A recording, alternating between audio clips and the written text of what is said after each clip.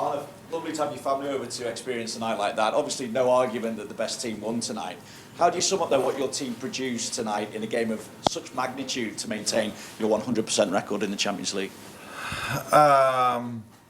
I liked a lot what I saw. Of course, not everything. I think we controlled the first half with creating a few chances, but I also thought we were still a bit sloppy, so we lost the ball in a very easy situation, or we forced it a bit too much. And I said, try to be even more patient. Let the gaps open up instead of forcing them. And yeah, then it helps if the first 7 minutes after half time, I think we had total dominance. They even didn't came across our halfway line. Yeah, if you then score a goal like this, then we were flying, if you want to put it like this. Obviously in a great position in terms of the Champions League at the moment as well. I just wonder, was there a slight cost tonight though as well? We saw Konate down at the end of the game. Conor Bradley obviously came out off as well. Do you know anything as regards what injuries they've sustained tonight? No, not yet. Yeah, I know where they have pain, but how bad or how good it is difficult to judge so close after the game. But yeah, this is what happens during the season. We missed Trent today, we missed Jota today, we missed Alisson today, and we didn't miss Trent because he was on the bench, but he couldn't play from the start, and I think Costas we missed. So this happens through a season. If I'm really hoping both of them are available to play because we want them all available. But if not, someone else has to step up. Until now this season, everybody that I selected to start have shown up, and that's also what's going to happen on Sunday. If they can play, but also if they can't play, then other ones will step up. Obviously, we can talk about Liverpool making a statement tonight, beating Real Madrid after a long run without getting a victory against them. But how do you feel about it? Do you feel that you've made a statement in terms of Europe this season? I think it's always good to win a game, and especially a big game like this, because you know you face so many quality players. For me, it would even mean more if we go into the later stages of the tournament, because this is such a strange and different setup in the Champions League that it's difficult to judge how important these wins are. If we arrive in the last 16 or quarterfinals or wherever we can arrive to, and we face them again, and then we are able to beat them, that would be maybe a bigger statement than this. But we are definitely happy with the win. Let that be clear. Yes. Just asked about Conor. It's easy to forget he's still very young, but pocketed Mbappe, time got an assist. How pleased were you? Had an assist. Mac Allister goal? Yeah. Okay. So we're talking about Conor, don't we? Did he play the ball square to? I didn't know. He was in a strange position as a right fullback. Oh, okay, that's why he ended up over there. I think it's nice for him. It's nice for his family. It's nice for us, but it's also very nice for the academy that a player that comes through the ranks of the academy does so well. And not only him, Queef was outstanding today. Curtis was outstanding today. Although probably all of them were outstanding, but to have 3 academy players in your team doing so well is I think also a big compliment for the academy this club has. And Conor did very well, but I'm totally not surprised of him doing so well, because he showed this already last season and showed this in this season in training session and in games as well. So very nice for him. James. Arne, if we mentioned Queef, he was exceptional again tonight. He's been outstanding throughout this period when you've been without Alisson. With Alisson now close to a return, is that a difficult decision for you, given how good Kelleher has been?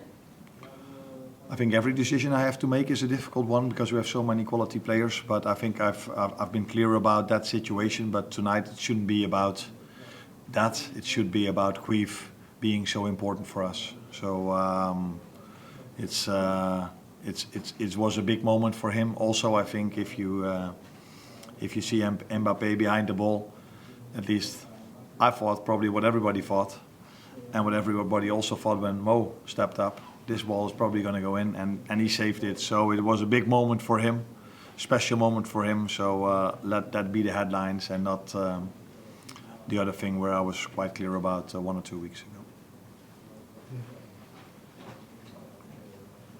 I don't know when you were for in Spain for the result.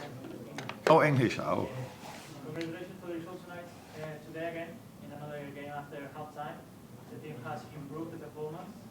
It's something that you work a lot in halftime. And how do you teach them on the weakness of the opposite team, or what's going on? Because it has happened many times in this during this season, and it seems like a massive strength for the team. Yeah.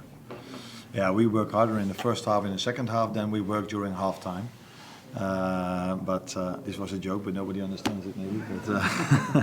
But I think the effort we put in the first half helps us to be as good as we are in the second half. So if you play a game at this level, it's so difficult to outplay them already in the first half, but you invest, you keep on running, you keep being aggressive, you keep trying to press them high, and then in the second half, it's not only with us, but you see more goals in the second half than in the first half. That has all to do with the players also get tired.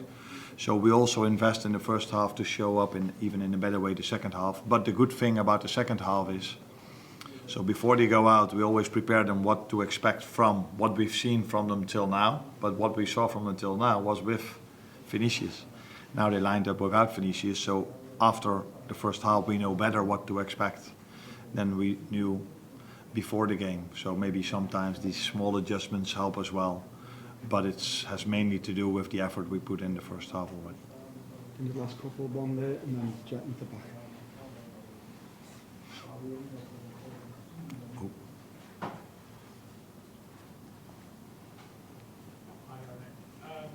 You guys play like the best team in Europe tonight.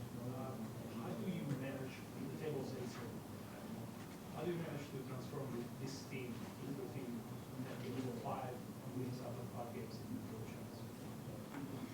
Oh, I don't think we transformed that much. We adjusted a bit, but maybe it's your first time at Liverpool, but I think the ones that are here for a long time, they are just almost used to playing a final or to be up there with all the great teams in Europe. So this team has always been there. Last 2 years maybe have been a bit different than all these years before, but it was only maybe a few adjustments or playing different teams, but we're only 5 games in a new format, so we're happy where we are, but we are not getting carried away by only winning in a group stage game. This club wants more than only winning group stage games.